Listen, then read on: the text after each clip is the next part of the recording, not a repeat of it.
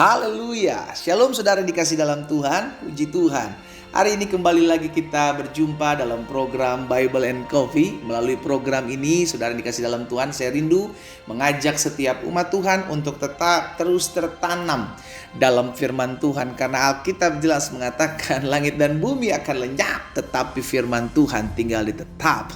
Orang-orang yang menggantungkan dirinya pada pengharapan kepada Kristus akan melihat pertolongan yang datangnya daripada Tuhan. Karena itu pastikan hidup kita dituntun, hidup kita diarahkan, hidup kita dipimpin oleh firman Tuhan. Sehingga apapun yang kita hadapi, kita akan tetap kuat. Karena Alkitab jelas katakan orang yang mendengarkan firman dan melakukannya, ia diumpamakan seperti seorang yang sedang mendirikan rumah di atas batu karang yang teguh. Ada badai, ada angin ribut, ada banjir, rumah itu berdiri kokoh. Demikian pula kehidupan kita. Tatkala kita mendengarkan firman Tuhan dan kita melakukannya, maka Tuhan Yesus sendiri katakan engkau akan kuat menghadapi badai hidup ini. Mari saudara dikasih dalam Tuhan, saya ajak setiap kita untuk kembali merenungkan firman Tuhan. Kita berdoa, kita datang kepada Tuhan. Bapa, terima kasih buat kasih karunia Tuhan dalam kehidupan kami. Kami mengucap syukur hari-hari yang kami jalani semua karena pertolongan Tuhan, semua karena berkat dan anugerah Tuhan sempurna dalam kehidupan kami. Kami berterima kasih sebab kami tahu hidup kami ada dalam pemeliharaan Tuhan yang kuat. Sehingga kalau kami ada boleh hari ini sebagaimana kami ada semua karena keberkatan Tuhan. Bapa, kami rindu mendengarkan kebenaran firman-Mu. Roh Kudus sampaikan sesuatu bagi kami. Tuntun kami dengan hikmat-Mu, pewahyuan dari Tuhan sehingga kami mengerti akan kebenaran. Biarlah kebenaran ini yang memerdekakan hidup kami. Di dalam nama Tuhan Yesus kami berdoa. Haleluya. Amin. Amin. Saudara yang dikasih dalam Tuhan, di dalam Amsal pasal yang ke-16 ayat 24 firman Tuhan berkata seperti ini. Perkataan yang menyenangkan adalah seperti sarang madu, manis bagi hati dan obat bagi tulang-tulang. Saya ulangi sekali lagi. Perkataan yang menyenangkan adalah seperti sarang madu, manis bagi hati dan obat bagi tulang-tulang. Tahukah saudara bahwa perkataan kita itu punya kuasa? Karena itu Alkitab mengajarkan kepada setiap kita, ayo pakailah lidah kita. Alkitab mencatat, saudara dikasih dalam Tuhan, tentang lidah. Satu pasal khusus dicatat tentang lidah. Itu sebabnya kita sebagai anak-anak Tuhan mesti waspada dengan perkataan kita. Makanya selalu saya ingatkan begini, apapun yang kita mau perkatakan, pikirkan terlebih dahulu. Jangan dibalik, kita baru memikirkan setelah kita memperkatakan. Itu sangat-sangat salah. Sehingga akhirnya kita ngomong A sampai Z, kita lupa bahwa perkataan itu terkadang menyakiti hati teman-teman kita. Perkataan itu melukai hati sesama kita. Perkataan itu membuat orang jadi kecewa. Dan ujung-ujungnya perkataan itu bisa dipakai iblis untuk membuat orang tinggal dalam kepahitan, tinggal dalam kekecewaan. Makanya Alkitab jelas katakan, Amsal katakan perkataan yang menyenangkan adalah seperti sarang madu, manis bagi hati dan obat bagi tulang-tulang. Saya mengajak setiap umat Tuhan, ayo pakai perkataan kita untuk menguatkan orang lain. Pakai perkataan kita untuk menjadi berkat buat orang lain. Sehingga orang yang mendengarnya mendapatkan apa? Kekuatan. Hal yang sama disampaikan kepada umat Tuhan yang ada di Efesus oleh Rasul Paulus dalam Efesus pasal yang keempat ayat 29.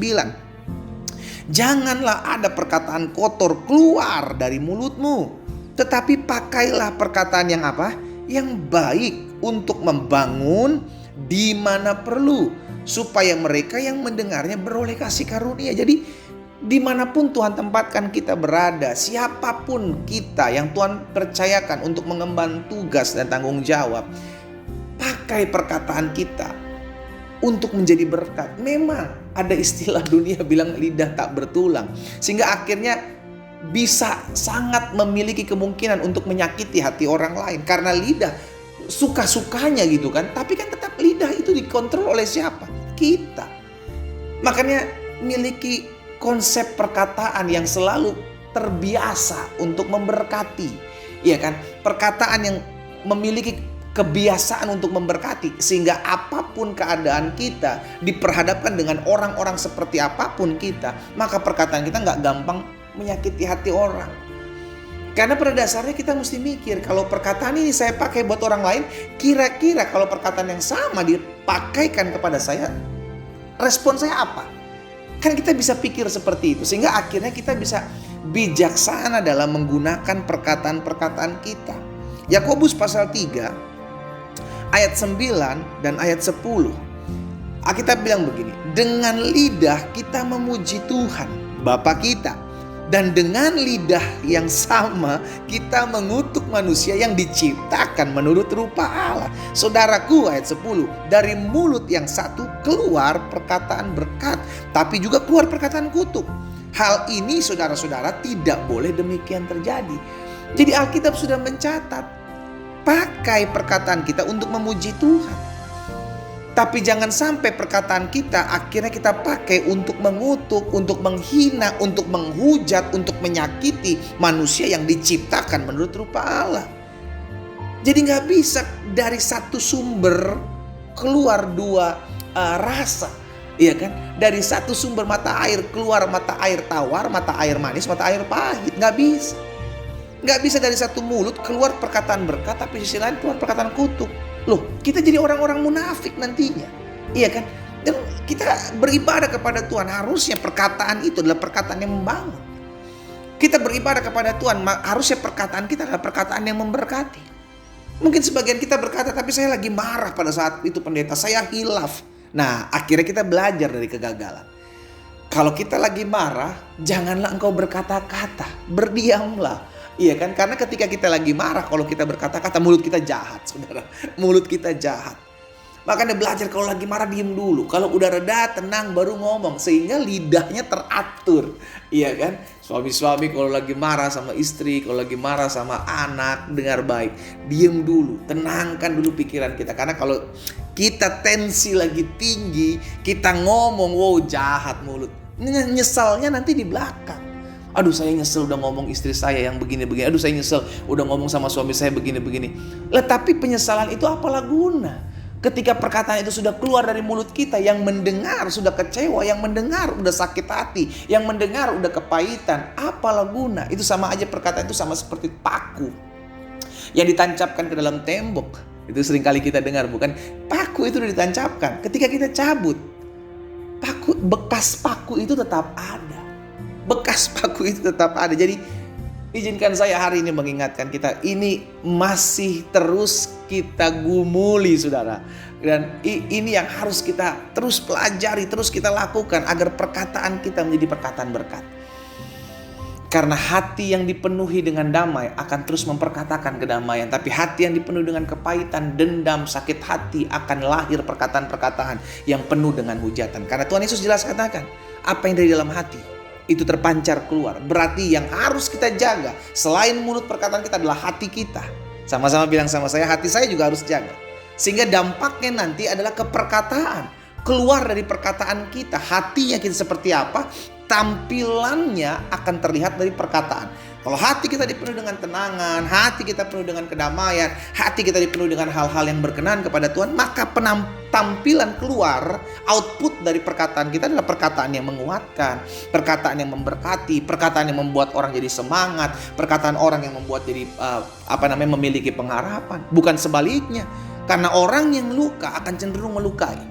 Hati yang luka akan tampil dari perkataannya, perkataan-perkataan yang memfitnah, perkataan-perkataan yang menyakiti, perkataan-perkataan yang melukai. Kenapa? Karena orang ini adalah orang yang luka. Karena itu pastikan hari ini kita sudah tahu kebenaran firman Tuhan. Perkataan yang menyenangkan adalah sarang madu, seperti sarang madu. Manis bagi hati, obat bagi tulang-tulang. Miliki perkataan yang menjadi berkat bagi orang lain di sekitar kita, sehingga orang yang mendengarnya beroleh kasih karunia. Kita berdoa, kita datang kepada Tuhan. Bapa, terima kasih buat kasih karunia Tuhan. Terima kasih buat anugerah Tuhan. Tuhan mengingatkan kami terus kembali untuk menjaga mulut kami, perkataan kami, agar kami tidak sembarang mengucapkan hal-hal yang tidak membangun, yang membuat orang lain kepahitan, membuat orang lain kecewa. Hari ini kami ditegur, Tuhan Yesus tolong kami, Roh Kudus mampukan kami untuk kami selalu berjaga-jaga dalam perkataan kami, sehingga biarlah perkataan kami hanya menjadi berkat buat orang lain, bukan menjadi kutuk. Di dalam nama Tuhan Yesus, berkat Tuhan kuasa Tuhan turun atas hidup kami. Sehingga dari hati kami yang baik, hati kami yang memuliakan Tuhan, terpancar perkataan-perkataan yang menjadi berkat buat banyak orang. Di dalam nama Yesus kami berdoa. Haleluya. Amin.